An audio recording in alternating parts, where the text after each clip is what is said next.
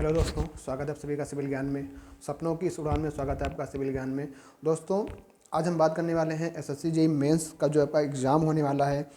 जैसे कि आपका बहुत से लोगों का पहली बार एग्ज़ाम होगा तो थोड़ा उनको दिक्कत होती है, क्योंकि अब वक्त भी बहुत करीब आ चुका है, प्रैक्टिस करना भी है और बहुत से लोगों का भी सिलेबस कंप्लीट नहीं होगा तो अपना सिलेबस कंप्लीट कर रहे होंगे। पर एक बात आपको ध्यान रखना है कि एग्ज़ाम का पैटर्न क्या होता है और किस तरीके से उसमें क्वेश्चन आते हैं, न्यूमेरिकल का वेटेज क्या रहता है और आपका थ्योरी कितना पार्ट रहता है। क्या थ्योरी को अगर हम ना करें, बहुत से लोगों को डाउट होता है कि भैया अगर हम थ्योरी ना तैयार करें, केवल न्यूमेरिकल करके आएँ तो क्या हम सेलेक्ट हो सकते हैं या नहीं हो सकते हैं, या फिर न्यूमेरिकल ना करें केवल थ्योरी पे करके जाएं तो कैसे, उन सारी बातों को आज हम क्लास में चर्चा करने वाले हैं। अगर आप चैनल पे नए हैं तो चैनल को सबसे पहले सब्सक्राइब जरूर कर लीजिएगा, क्योंकि ऐसे ही इंपॉर्टेंट इन्फॉर्मेशन आपके साथ हम लोग शेयर कर देते हैं।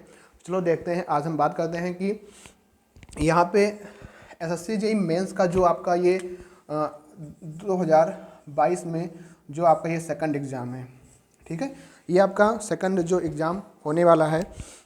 यहाँ पे ये ध्यान रखना है कि सिलेबस में तो आपको ही पता है कि 300 मार्क्स का पेपर रहने वाला है मेंस का, जिसमें अगर आप सिविल के हैं तो सिविल इंजीनियरिंग आएगी, मैकेनिकल के हैं तो मैकेनिकल इंजीनियरिंग, और अगर आपका इलेक्ट्रिकल है, जिस ब्रांच के आप रहेंगे उसी ब्रांच के ही आपके 300 मार्क्स के पेपर आपके आने वाले हैं। और ये आपका पता है ये सब्जेक्टिव होता है, इसमें आपको जो है पेपर्स दिए जाते हैं और आपको कॉपी रहती है। अब एक बात और ध्यान रखना, पहले क्या होता था, आपका पेपर अलग से रहता था, पेपर अलग से आता था, कॉपी अलग मिलती थी। पर अब क्या है, 2 साल से प्रीवियस 19-20 से हो रहा है कि आपको पेपर और कॉपी एक साथ में, जैसे मान लो आपका यहाँ पे क्वेश्चन लिखा रहेगा इतने में, और उसके बाद यहाँ पे इतनी एक पेज में या फिर 2 पेज आपका छूटा रहेगा, फिर उसमें आपको लिखना रहेगा उसका आंसर, फिर उसके बाद दूसरा क्वेश्चन होगा, फिर उसके बाद आपको खाली गैप स्थान दिया जाएगा, फिर उसमें आपको लिखना रहेगा। एग्जाम पैटर्न की बात करें कि इसमें कितने क्वेश्चन आते हैं, तो देखो पूरा का पूरा जो पेपर होता है आपका वो 6 पार्ट में बटा होता है। 6 पार्ट में मतलब 6 खंडों में होता है, अगर हिंदी में बोले तो 6 खंडों में होता है। और जो आपका 6 खंड होते हैं, ऐसे पहला खंड, दूसरा, तीसरा, चौथा, पाँचवा, 6 खंड, इनमें से कोई आपको 5 करने होते हैं। आप इनमें से कोई 5 करने होते हैं, 6 आपको दिया होता है, और उसमें से यहाँ पे इन 5 खंडों में आपको, इन 5 खंडों में फिर अलग अलग आपका सब पार्ट होता है। जैसे कि मान लो अगर आपका एक पार्ट में 4 क्वेश्चन होंगे तो प्रत्येक पार्ट जो होता है वो 60-60 के मार्क में डिवाइड होता है, और 5 आपको करना होता है, 60 गुणे 5, 60 गुणे कितना होता है, 5 होता है, तो कितना हो गया, 300 हो गया। तो 300 में ये आपका पूरा पूरा पेपर होता है। अब इसमें क्या होता है कि मान लो आपको 4 क्वेश्चन दिए गए तो प्रत्येक आपके 15-15 मार्क का बैठेगा, ठीक है, किसी सेक्शन में।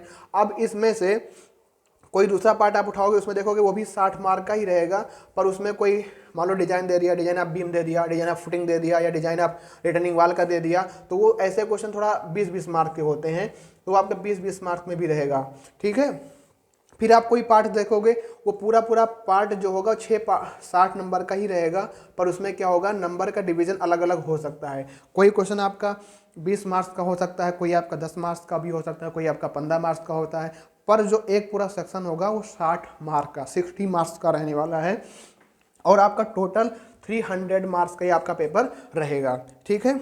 इसके अंदर अगर आपको पता है 300 मार्क्स रहेंगे, ठीक है। अब हम यहाँ बात करेंगे कि थ्योरी और न्यूमेरिकल का क्या वेटेज रहता है। जैसे कि बहुत से लोगों में कन्फ्यूजन होता है, जो डिप्लोमा स्टूडेंट होते हैं वो कहते हैं भैया कि हमारा जो है न्यूमेरिकल उतना नहीं तैयार है, या हम थ्योरी नहीं इंग्लिश में लिख पाते हैं, या हिंदी में हम नहीं लिख पाते हैं, या हमको प्रॉब्लम्स होती है, तो वो लोग कहते हैं कि हम क्या न्यूमेरिकल तैयार कर लें, क्या हो जाएगा। देखो न्यूमेरिकल और थ्योरी का वेटेज क्या रहता है, देखो कुछ भी हो सकता है।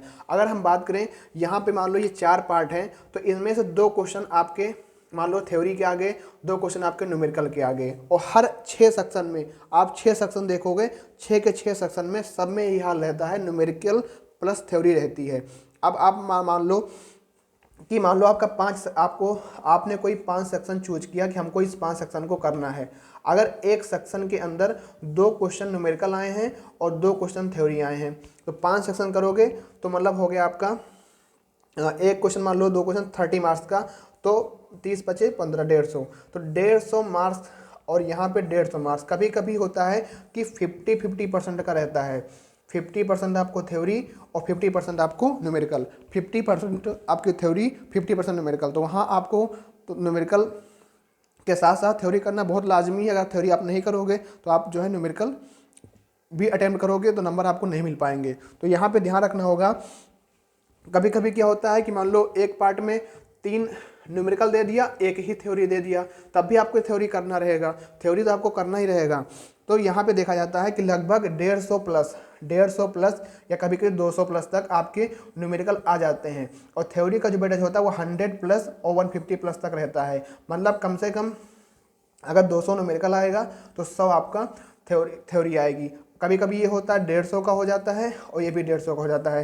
कभी कभी हम कुछ भी नहीं कह सकते, एसएससी के बारे में कुछ नहीं कह सकते। ये जो मैं जितनी बातें बता रहा हूँ आपको, ये प्रीवियस ईयर के हिसाब से बता रहा हूँ कि प्रीवियस ईयर में ऐसे होता था, पर हम कभी कुछ नहीं कह सकते। आपको थ्योरी और न्यूमेरिकल दोनों को लेकर चलना होगा। आपको अपनी थ्योरी भी मजबूत करनी होगी, न्यूमेरिकल की भी प्रैक्टिस करनी होगी, क्योंकि एसएससी हमेशा कुछ ना कुछ नया करता है, यूनिक करता है।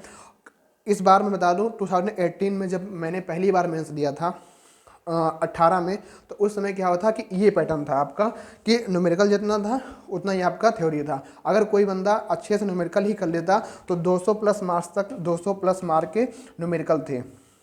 पर मेरे साथ क्या हुआ कि उस समय मैं डिप्लोमा स्टूडेंट, मैंने इतनी प्रैक्टिस नहीं कर पाई थी न्यूमेरिकल पे कि मैं वहाँ पे कर पाऊँ कुछ क्वेश्चन। क्योंकि वहाँ पे एक बात को ध्यान रखना कि आपकी प्रैक्टिस बहुत अच्छी होनी चाहिए। कोई क्वेश्चन करके तुरंत आपको वो वहाँ पे लगना चाहिए, वहाँ पे आपकी पेन रुकनी नहीं चाहिए।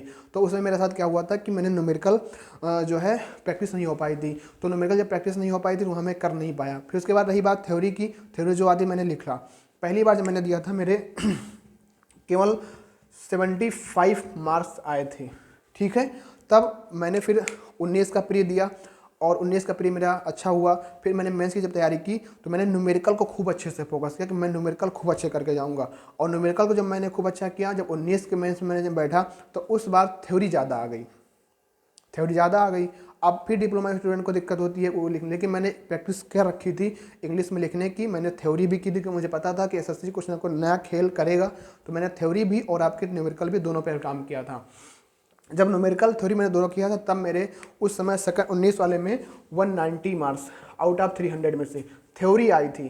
थ्योरी में लोगों को नंबर कम मिलते हैं, पर उस बार नंबर लोगों को अच्छे मिले थे, 190 मार्क्स मेरे आए थे, ठीक है। तो अब यही आपको समझना है कि आपको हर एक तरीके से तैयार रहना है कि आपको ना तो न्यूमेरिकल पे बेस होना है एकदम से, ना तो थ्योरी पे, आपको दोनों लेकर चलना है। तो यही आपको जानकारी देनी थी। अगर आपको एसएससी जेईई मेंस से रिलेटेड कोई भी अगर क्वेरी होती है, कोई भी अगर प्रॉब्लम होती है, तो आप मुझे मैसेज कर सकते हो, कमेंट बॉक्स में डायरेक्ट पिन कर सकते हो। और एसएससी मेंस रिलेटेड जो भी आपकी आगे कुछ जानकारी होगी, कौन से क्वेश्चन कैसे कैसे आते हैं, मैं सारी बातें आपको इसी वीडियो के माध्यम से बताऊंगा। अगर आप चैनल पर नए हैं तो सब्सक्राइब जरूर करिएगा।